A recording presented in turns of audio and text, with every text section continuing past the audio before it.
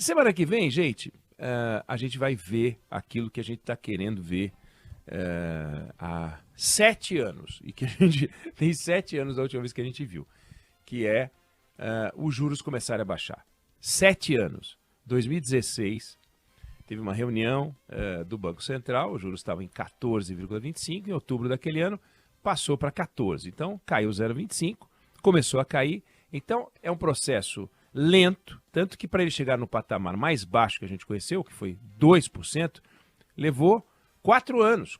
Em agosto de 2020, ele chegou a 2%. E aí ele ficou nesse patamar de agosto de 2020, setembro, outubro, novembro, dezembro, janeiro, 5 meses, então começou a subir. Aí em junho do ano passado chegou no 13,75, um ano e tanto, um ano e um mês, um ano e 2 meses na reunião de agosto, que vai ser na semana que vem, com os juros a 13,75. Então tinha 7 anos que a gente não via o que a gente vai começar a ver na semana que vem. Por que essa notícia é importante? Antes de mais nada, óbvio, né, que todo mundo quer os juros baixos e nós vamos falar sobre isso, mas antes de mais nada, a gente tem que tomar muito cuidado, porque se existe um terreno fértil para o populismo e até para a desonestidade intelectual, mas para o populismo, para a demagogia, são os juros. O juro é aquela coisa maravilhosa para governante, porque não é o governo que cuida, é o Banco Central, aqui e nos Estados Unidos, e aqui nos Estados Unidos e na Inglaterra, aqui nos Estados Unidos, na Inglaterra, na Alemanha, em todos os lugares, não é o governo que cuida, é o Banco Central. E aí, quando os juros baixam, o governo diz que foi uma vitória dele, governo, pressão dele, governo, atitudes dele, governo. Quando os juros sobem, é coisa do Banco Central. Ah, esse Banco Central é insensível. Então, o Banco Central é ótimo para o governo, porque bota a culpa quando sobe e se apropria do número quando desce, e agora o número vai começar a descer. As taxas que orientam o caminho dos juros, todas estão descendo, todas já desceram, então é a hora dos juros começarem a descer. Os juros cumprem um papel fundamental na sociedade. Eu não me refiro aos juros altos, os juros. Eles definem a dimensão da inflação de um país. Se você tem juros, se a inflação começa a subir e os juros não se movem, a inflação vai continuar a subir. E os juros não se movem e ela vai continuar a subir. Uma hora, em vez de subirem os juros, a inflação é que vai lá para a casa do chapéu e aí a sociedade se desorganiza. E se desorganiza de um jeito que é muito difícil de arrumar. Basta ver a nossa história tentando arrumar a inflação. Foram anos e anos e anos e anos com planos econômicos os mais variados para a gente tentar conseguir baixar a inflação para um patamar civilizado. Não existe nada mais antissocial do que a inflação. Não existe nada mais concentrador de renda do que a inflação. Não existe nada mais injusto do que a inflação. Não existe nada mais contra os mais pobres do que a inflação. O salário é devorado. É um desastre. E o remédio usado para combater a inflação não é um remédio gostosinho de tomar, não tem aquele gostinho docinho dos sorvetes, das sorveterias que ganham prêmios, como a gente falou ontem aqui. Muita mensagem, viu, Débora Alfano, sobre as sorveterias, as pessoas curiosas, querendo saber mais sobre as sorveterias. Interessante a discussão que a gente fez ontem aqui e na semana anterior. Sorveterias brasileiras ganhando prêmios internacionais, né, pelo sabor diferente. Mas não tem nada de gostoso quando a gente fala dos juros. E os juros começam a subir, aí ele que veio para ser remédio começa a virar um problema, porque ele assume a tarefa que a inflação cumpria de desorganizar tudo também, começa a desorganizar. Eu já comparei e acho uma boa comparação. Imagine um edifício onde as pessoas não têm responsabilidade, não têm juízo. Então, um dos moradores coloca ali um monte de papelão numa sala, mas um monte. O outro coloca o álcool em gel da Débora Alfano. O outro liga o ar-condicionado sem checar se a rede elétrica suporta. O outro pega aquela extensão de fio, ou aquele Benjamin, e liga na mesma tomada a air fryer, o micro-ondas, a geladeira e também, por que não, a faca elétrica e o liquidificador. Aí vai usar o secador no banheiro, bom, com aquela caixa totalmente desatualizada. De repente uma faísca, de repente um fogo vem. E quando vem o fogo, ele é consequência do desajuste, porque o estrago que o incêndio provoca está ligado à forma como as pessoas usam seus apartamentos, né? Então é ali, aí o papelão pega fogo, não podia ter esse tanto de papelão, álcool em gel, o depósito que não devia estar ali, etc. Tal, o prédio pega fogo. Quando vem o fogo, que ele é consequência de um descuido, de um descaso, aí ele vira a causa de um problema, porque obviamente, enquanto não vem o fogo, ninguém vê que as coisas estão desorganizadas. Ninguém vê que a economia está um desastre quando os juros não começam a subir. Claro, vem a inflação.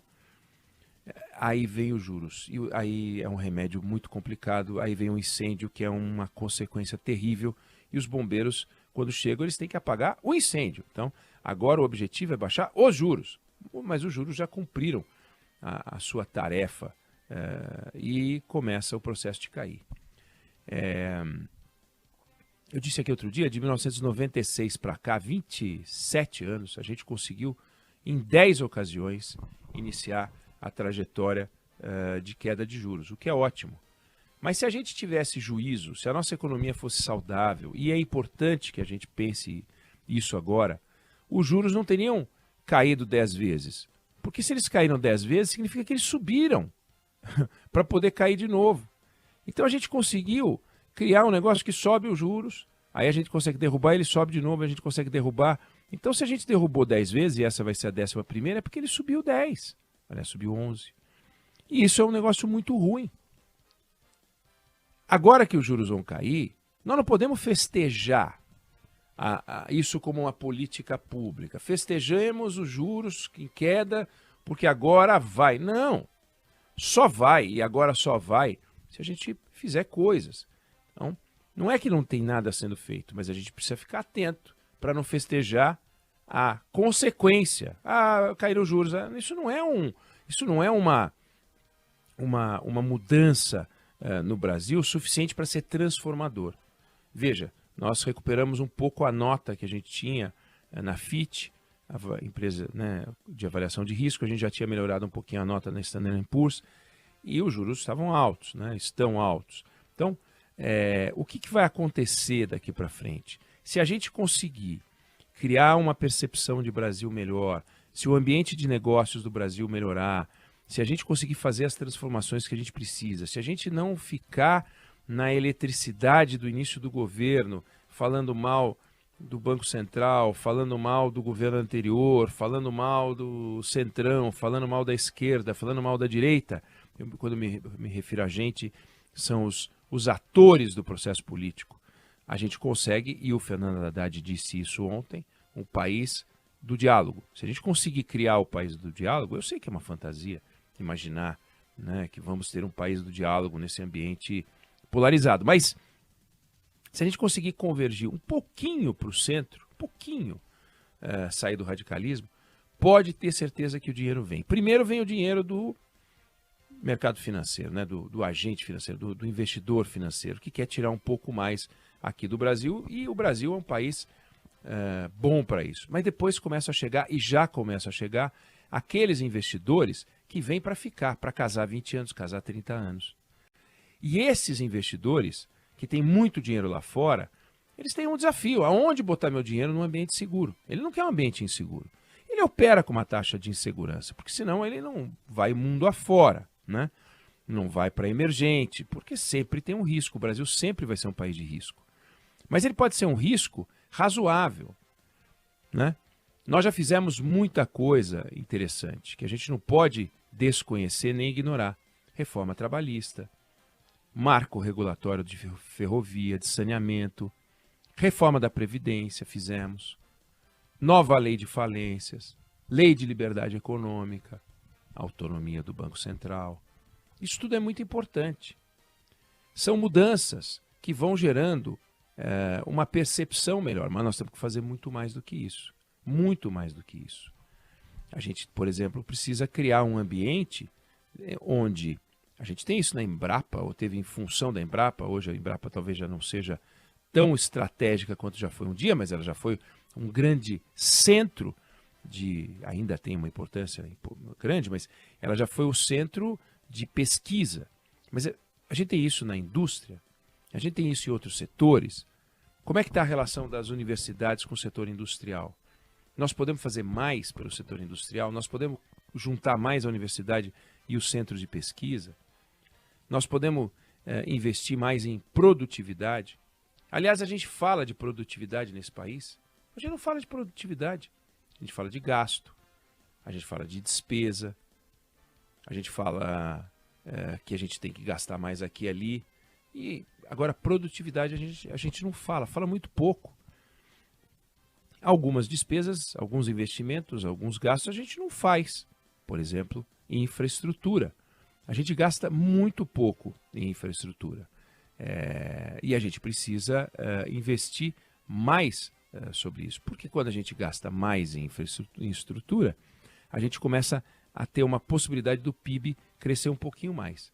Então, a gente tem que avançar nesse campo, abrir mais a economia. Esse negócio de abrir a economia parece uma coisa tola, mas o Brasil é um país fechado, é muito fechado o Brasil. É difícil para o empresário trazer alguma coisa para cá, uma máquina, um equipamento, a taxação, a complexidade, burocracia. A gente precisa investir em simplificação, né? A reforma tributária é óbvio, é essencial, tem que aprovar esse negócio para a gente sair rodando em 24 de outra forma. A produtividade, que é essa palavrinha que eu disse, a gente discute muito pouco, a gente tem que produzir mais com menos. Não dá, não tem condições, não dá para... E volto a dizer, no campo a gente consegue, porque se a gente para aumentar a produção precisasse aumentar a área, e sempre aumentar a área, porque só consegue tirar X sacas por hectare, e portanto se quiser 2X tem que ser 2 hectares, não ia funcionar, o Brasil ia estar devastado. E o Brasil não está devastado e está preservado, aliás, o país mais preservado de todos os países do agro, porque a gente consegue um aumento de produtividade muito grande, mas muito grande. Outro dia entrevistando o ministro Fávaro da Agricultura, eu perguntei para ele e ele falou uma coisa interessante. As máquinas brasileiras, as máquinas que operam no mercado brasileiro, cana-de-açúcar, por exemplo, a produtividade é tão grande que já tem que mexer na máquina para ela não travar de tanta cana que entra ao mesmo tempo, o que é maravilhoso, o que é espetacular. Se você põe mais cana no mesmo hectare, você não tem que devastar. Isso é produtividade. Agora, como é que a gente consegue fazer isso na indústria? Como é que a gente consegue fazer isso em outros setores? Como é que a gente pode fazer isso no próprio governo? Produzir mais com menos, né? Então, a gente vai começar a tirar da frente uma discussão que turva o verdadeiro debate. Juros altos, inflação alta, são dois ruídos, são duas ervas daninhas no final, né? Porque uma vem para comer a outra, que é bom, é importante, porque a inflação é um desastre, mas depois ela vira um problema, por causa do tamanho do remédio, a quantidade de remédio e tal. Então, saindo a discussão de juros e a inflação não voltando, que é fundamental, temos um país para construir. Então, para além da semana que vem, nós vamos ter que começar a olhar para esse país a ser construído. Onde é que estão os gargalos? Onde é que a gente pode melhorar? Onde é que a gente pode fazer mais com menos para a gente ter um Brasil que aumente, que no fundo é o seguinte, tudo isso só serve, juros, inflação, quer dizer, inflação não, juros, os mecanismos de Estado, as instituições, tudo, o governo, o Ministério da Fazenda, o Ministério da Agricultura, o Ministério da Educação, só serve para uma coisa, para fazer a vida do brasileiro melhor. Se não for fazer a vida do brasileiro melhor, está errado. E fazer a vida do brasileiro melhor é mais amparo social e mais dinheiro no bolso e oportunidade de crescimento. É isso que tem que ser proporcionado nesse país. Eu não sei se você concorda ou discorda, mas essa é a minha opinião sobre o assunto.